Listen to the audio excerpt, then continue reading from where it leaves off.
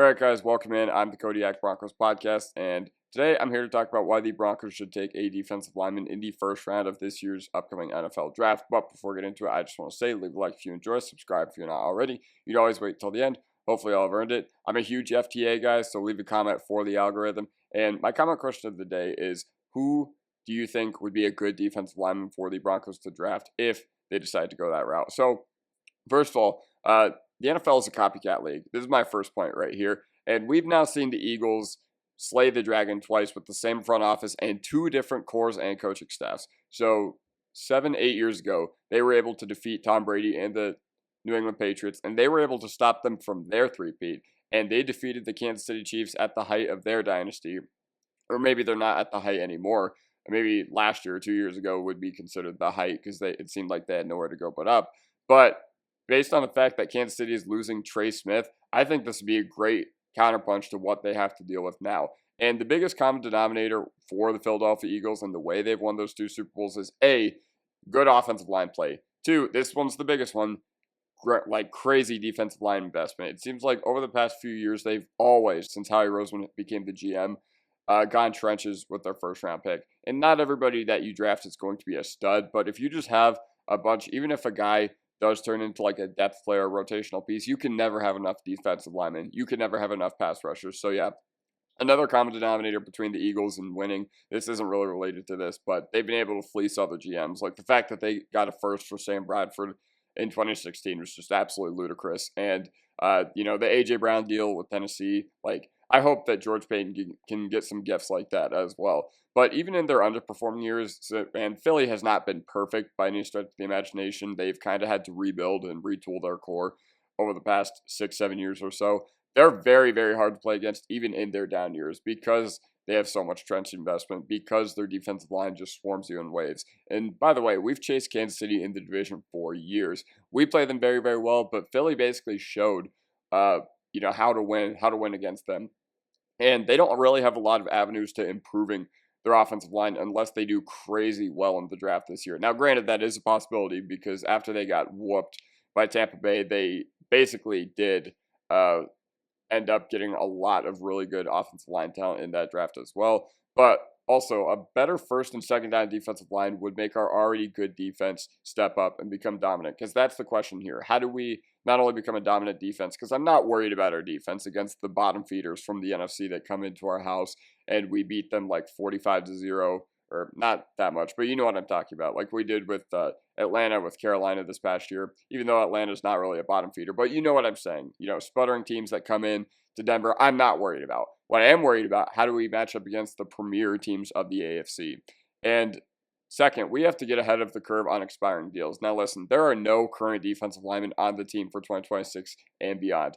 Okay, I know that Zach Allen is probably going to get extended, but this doesn't include edge rushers as well. So Roach, JFM, DJ Jones is a free agent this year. Allen, I think even Awazurike, who's like our fifth guy, is not under contract as well. But it's not a position where you want to get caught lacking because I don't remember who said this in Broncos Twitter, but they made a really, really good analogy. Defensive line is like a fire. You don't want to wait until the fire is out to keep putting logs on. You want to keep retooling and you want to keep putting those logs back on the fire so that it burns and so that it is sustainable. But with good edge talent, yes, they are going to, make our interior defensive line guys look good, even if we do trot out replacement level or average dudes out there. But, it would be great to see our defensive linemen elevate our edge rushers and make Jonathan Cooper and Nick Benito take their game to the next level because they have. I'm not going to say they haven't, but if you want to get the most out of, those guys while you have them, because, we just extended Jonathan Cooper, you are probably going to extend Nick Benito for a lot of money. And the way to get cheap production is to draft a defensive lineman. And obviously, first round pick, it's not a guarantee. It's not a guarantee at all, but it would give us a chance to reset our clock, and it would give us some cushion as far as, if Zach Allen doesn't resign, if he wants to hit the open market. I doubt it, but because this team always seems to make those core guys get contract extensions ever since Payton became the GM. But what if JFM can't come back? Like, you just don't want to get caught lacking. It's also a premium position, and it's way, way harder to find quality impact defensive linemen than it is to find running backs and tight ends. So listen, number 3, it just makes sense for what we need. okay? We can't beat the upper echelon of AFC teams until we can stop the run. So when I talk about, like, I'm not concerned about our pass rush. I am concerned about it, like, beyond this year. But as far as, leading the league in sacks, that's about as good as you could have done. But for what else we need to, become a more sustainable team. We need to become better when we're not blitzing.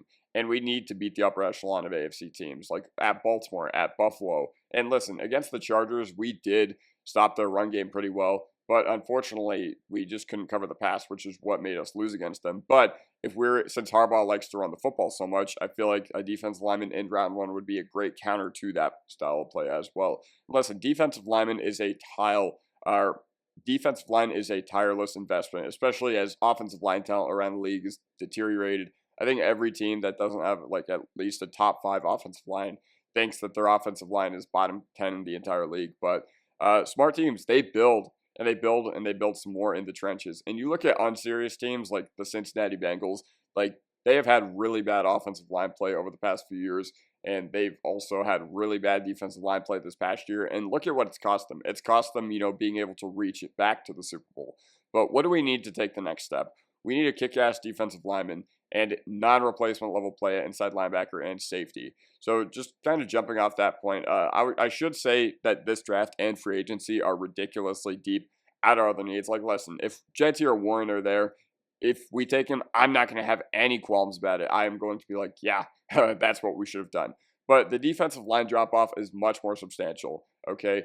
I made this point. First round defensive line and third round running back or tight end is a better bang for your buck than the other way around. Okay, so what's the drop off from Kenneth Grant to the other third round defensive lineman? And what's the drop off between Ashton Jeanty and those third round running backs? It's not that substantial, especially because running back, in the grand scheme of things, yes, it kind of has had a revitalization position, but it is so dependent on other factors. And if you are able to go with defensive linemen, a mauling nose tackle is way, way, way more difficult to find than an impact running back. There's still good bang for your buck with running back. Like last year, I know everybody wants to talk about Henry, Saquon, and Jacobs being found in free agency, but there's still bang for your buck in the draft. Look at Bucky Irving. And even if those guys that you take in the 4th, 5th round don't always hit, we had Estimate this year, and I don't think he's really shown that much, but you could still find an impact running back who can at least give you serviceable play rather than there's nobody available on the defensive line market right now that is going to be an impact player, okay?